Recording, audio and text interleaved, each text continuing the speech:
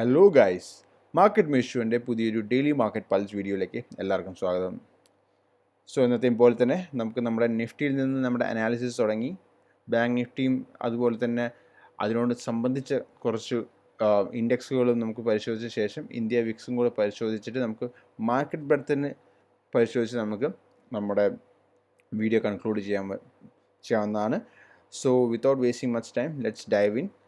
നിഫ്റ്റിയുടെ അനാലിസിസ് നമുക്ക് നോക്കുകയാണെങ്കിൽ നിഫ്റ്റി ഒരു ലോങ് ടേം അല്ല, ഒരു ഷോർട്ട് ടേം ട്രെൻഡ് ലൈൻ നമ്മൾ ഓൾറെഡി വരച്ച് വെച്ചിട്ടുണ്ടായിരുന്നു. അത് ബ്രേക്ക് ഡൗൺ ചെയ്തു. പിന്നെ ഈ ഒരു ലെവൽ സപ്പോർട്ടാന്ന് പറഞ്ഞത് അതിന് ചെറിയൊരു ബൗൺസ് വന്ന് അത് ബ്രേക്ക് ചെയ്തിട്ട് ഈ സപ്പോർട്ട് പിന്നെ ഒബ്വിയസ്ലി ഇത് ബ്രേക്ക് ആയി കഴിഞ്ഞാൽ റെസിസ്റ്റൻസ് ആവും. അപ്പോൾ ആ റെസിസ്റ്റൻസ് ലെവലിലേക്ക് വന്നിട്ട് നിഫ്റ്റി നല്ലൊരു റിജക്ഷനാണ് തന്നിരിക്കുന്നത്. താഴത്തേക്ക് മൊമെൻറ്റം വരാനുള്ള പ്രോബിലിറ്റി വളരെ ഹൈ ആണ്. ഇന്ത്യ വിക്സ് പരിശോധിച്ച് നോക്കുകയാണെങ്കിൽ ഇന്ത്യ വിക്സ് വളരെയധികം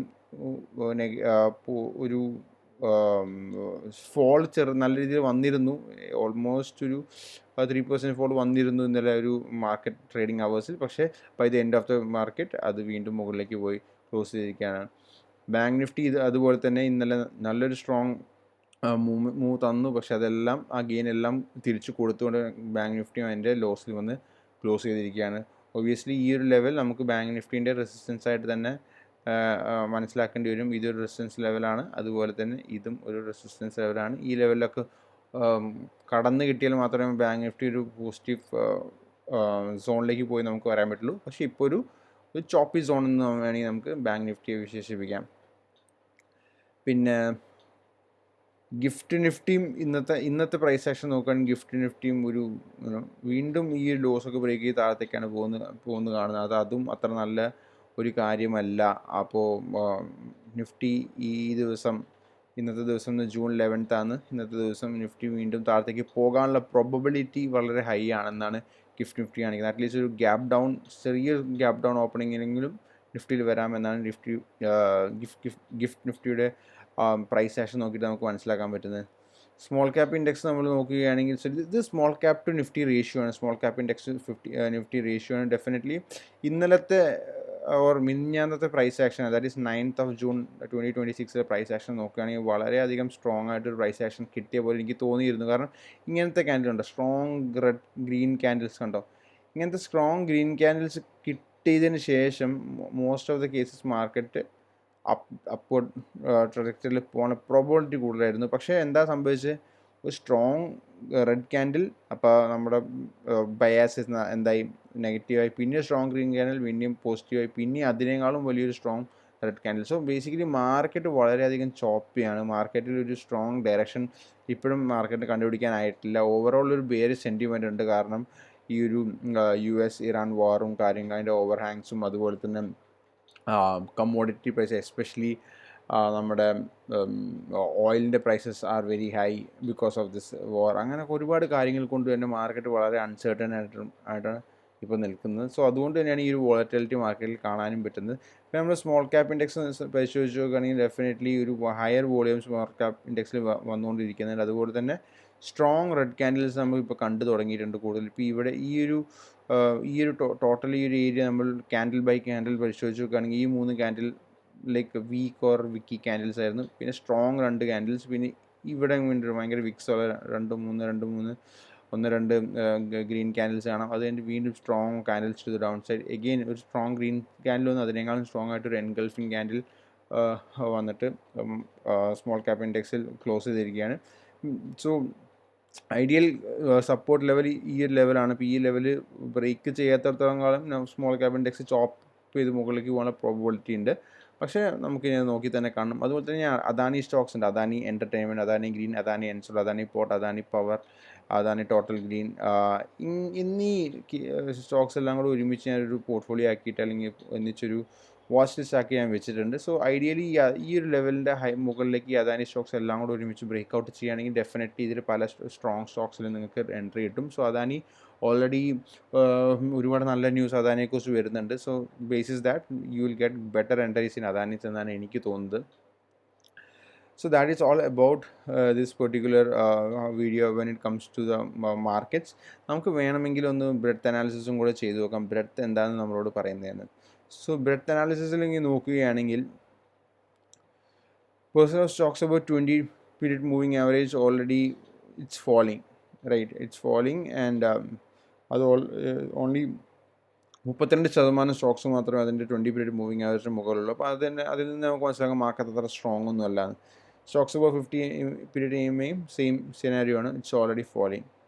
പിന്നെ ഷോർട്ട് ടേം ട്രെൻഡ് ഇന്നലെ ഒന്ന് പോസിറ്റീവ് ആയിരുന്നു, വീണ്ടും നെഗറ്റീവ് ആയിട്ടുണ്ട്, വീണ്ടും മൂവിങ് ആവറേജിന് താഴെയാണ് ഷോർട്ട് ടേം ട്രെൻഡ് ക്ലോസ് ചെയ്യുന്നതെന്ന്.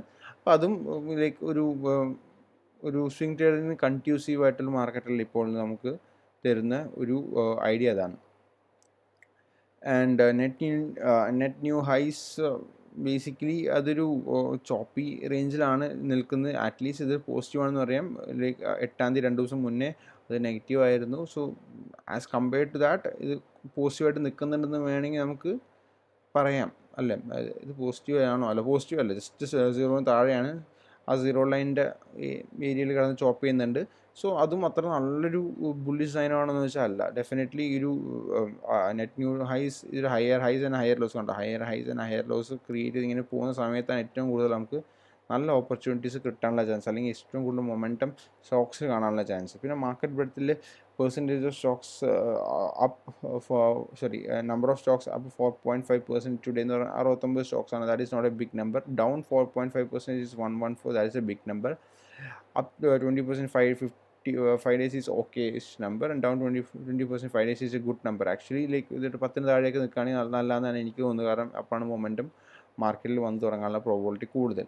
സോ ഇതാണ് നമ്മുടെ മെയിൻ മാർക്കറ്റ് അനാലിസിസ്. ഒബ്വിയസ്ലി ഭയങ്കര കോഷ്യസ് ആവണം, കാരണം ഇന്ത്യൻ മാർക്കറ്റ്സ് ഇപ്പോൾ ചെറിയ രീതിയിൽ നല്ലൊരു ബുൾ മാർക്കറ്റ് ഏപ്രിൽ മെയിൽ നല്ലൊരു ബുൾ റൺ തന്നതിന് ശേഷം വീണ്ടും സ്ലോ ഡൗൺ ആയിക്കൊണ്ടിരിക്കുന്നുണ്ട്. അതുപോലെ തന്നെ ഇപ്പം നമ്മൾ നാസ്ഡാക്ക് അതായത് ഇത് USA-ൻ്റെ ഒരു മേജർ ഇൻഡെക്സ് ആണ്. ഇപ്പോൾ നാസ്ഡാക്കിലൊക്കെ നോക്കുകയാണെങ്കിൽ എക്സ്ട്രീം ഫോൾസ് വന്ന് തുടങ്ങിയിട്ടുണ്ട്. 8% നാസ്ഡാക്കിൽ ഫോളോ വന്നിരിക്കുക. അതുപോലെ തന്നെ വേണമെങ്കിൽ മേ ബി നമുക്ക് ഗോൾഡ് എടുത്തു നോക്കാം, XAUUSD. സോ XAUUSD ഒക്കെ ഗോൾഡൊക്കെ ഇങ്ങനെ വീണ്ടും വീഴുകയാണ്. കാരണം ബേസിക്കലി എല്ലാ അസറ്റ് ക്ലാസ്സസും വീണുകൊണ്ടിരിക്കുകയാണ്. ബിറ്റ് കോയിൻ, അപ്പോൾ അതൊരു നല്ലൊരു സിനാരിയോ ആണോ എന്ന് വെച്ചാൽ ഡെഫിനറ്റ്ലി അല്ല. ബിറ്റ് കോയിനും നോക്കുകയാണെങ്കിൽ അതും വീണുകൊണ്ടിരിക്കുകയാണ്. So bit coin, gold, silver I think it's better than gold എന്ന് എനിക്ക് തോന്നുന്നു. സിൽവർ നമ്മൾ എടുത്ത് നോക്കുകയാണെങ്കിൽ സിൽവറും ഇറ്റ്സ് ബെറ്റർ ദാൻ ഗോൾഡ്. പക്ഷേ ഒബ്വിയസ്ലി ഇതൊക്കെ വേണമെങ്കിൽ സപ്പോർട്ട് ലെവലായിട്ട് നമുക്ക് കണക്കാക്കാം സിൽവറിൻ്റെ. പക്ഷേ സപ്പോർട്ട് ലെവൽ വന്ന് നിൽക്കുകയാണ്. പക്ഷേ ഒരു strong momentum to the upside ഒരിക്കലും സിൽവറിൽ വരുമെന്ന് എനിക്കിപ്പോൾ തോന്നുന്നില്ല. ബിക്കോസ് അത്രയും നല്ല രീതിയിൽ ചോപ്പ് ചെയ്തുകൊണ്ടിരിക്കുന്ന സിൽവർ. സോ അപ്പം അങ്ങനെ ഒരുപാട് കാര്യങ്ങൾ നമുക്കിവിടെ നോക്കി കണ്ടാൽ നമുക്ക് മനസ്സിലാകും. കാരണം ഒട്ടും സ്ട്രെങ്ത് മാർക്കറ്റിൽ ഒരു ലെവലിലും കാണുന്നില്ല. അപ്പോൾ Indian markets are down, Korean markets are very much down. Indian like Nasdaq എന്ന നാസ്ഡാക്ക് കോമ്പോസിറ്റ് ഇൻഡെക്സ് ഒബ്വിയസ്ലി ഇതൊരു ഓൾ ടൈം ഹൈ എന്നാണ് വീഴുന്നത്. പക്ഷേ അവിടെയും within 2 days 8% or 2 weeks 8% fall എന്ന് പറഞ്ഞാൽ അത് മോശമായൊരു ഫോൾ അല്ലാத்தையும் പറഞ്ഞത്, റൈറ്റ്? സോ നാസ്ഡാക്ക് അത് വീഴുന്നു. അതായത് ലോകത്തിൽ തന്നെ ഏറ്റവും സ്ട്രോങ്ങസ്റ്റ് ആയ ഒരു സ്റ്റോക്ക് മാർക്കറ്റ് ഉള്ള ഒരു രാജ്യമാണ് USA. ഇപ്പോൾ USA-ൻ്റെ ഇൻഡെക്സുകൾ വീഴുന്നു, സൗത്ത് കൊറിയ വീഴുന്നു, പല രാജ്യങ്ങളിലും വളരെ സ്ട്രോങ് ആയിട്ട് ഫോൾ വരുന്നു. Commodities are not doing well, especially gold and silver are coming down. അപ്പോൾ എല്ലായിടത്തുനിന്നും നമുക്ക് കാശ് റോൾ ചെയ്ത് വേറൊരു ഇൻസ്ട്രുമെൻറ്റിലേക്ക് പോകുന്നതായിട്ട് നമുക്ക് ഇവിടെയും തോന്നുന്നില്ല. സോ അതൊരു അലാമിങ് സൈൻ തന്നെയാണ് മാർക്കറ്റിന്. അപ്പോൾ ഈ ഒരു മാർക്കറ്റ് ഒരു ബെയർ മാർക്കറ്റിൽ അവസാനിക്കും, ഒരു എക്സ്ട്രീം ഫോളിൽ അവസാനിക്കും എന്നുള്ള കാര്യം നമുക്ക് നോക്കി തന്നെ കണ്ടുവരും. ഡെഫിനറ്റ്ലി ഇന്ത്യൻ മാർക്കറ്റ്സ് ഓൾറെഡി ഒരു ബെയർ മാർക്കറ്റ് സിനാരിയോയിലാണ്. അപ്പോൾ ഒരു സ്ട്രോങ് ഫോൾ എന്ന് പറഞ്ഞ് മാർക്കറ്റ്സ് സത്യം പറഞ്ഞാൽ നല്ലതായിരിക്കും. കാരണം വെറുതെ ഇരുന്ന് ചോപ്പ് ചെയ്യുന്നതിനേക്കാൾ നല്ലത് നല്ല സ്ട്രോങ് ഫോൾ വന്നിട്ട് അതിന് ശേഷം നല്ലൊരു മാർക്കറ്റ് മൂവ് ടു ദ അപ്സൈഡാണ്, അല്ലേ? സോ അതാണ് എൻ്റെ view about the market. Maybe അത് ശരിയായി ഭവിക്കാം, പക്ഷേ തെറ്റായി ഭരിക്കാം. ഒബ്വിയസ്ലി നമ്മൾ ഡേ ടു ഡേ ക്യൂസ് നോക്കിയിട്ടായിരിക്കും നമ്മൾ നമ്മുടെ എല്ലാ ദിവസത്തെയും view about the market set ചെയ്യുന്നത്. അപ്പോൾ right now market bearish view ആണ് നമുക്കുള്ളത്. അതുകൊണ്ട് ഇന്ന് ട്രേഡുകളൊന്നും എടുക്കില്ല. മേ ബി നാളെയോ മറ്റന്നാളോ മാർക്കറ്റ് ഒന്നുകൂടെ സ്ട്രോങ് ആവുന്നുണ്ട് തോന്നിയാൽ ഡെഫിനറ്റ്ലി നമ്മൾ അഗ്രസീവായി തന്നെ ട്രേഡ് എടുക്കുന്നതായിരിക്കും. So thank you for watching the video. Have a happy day. By.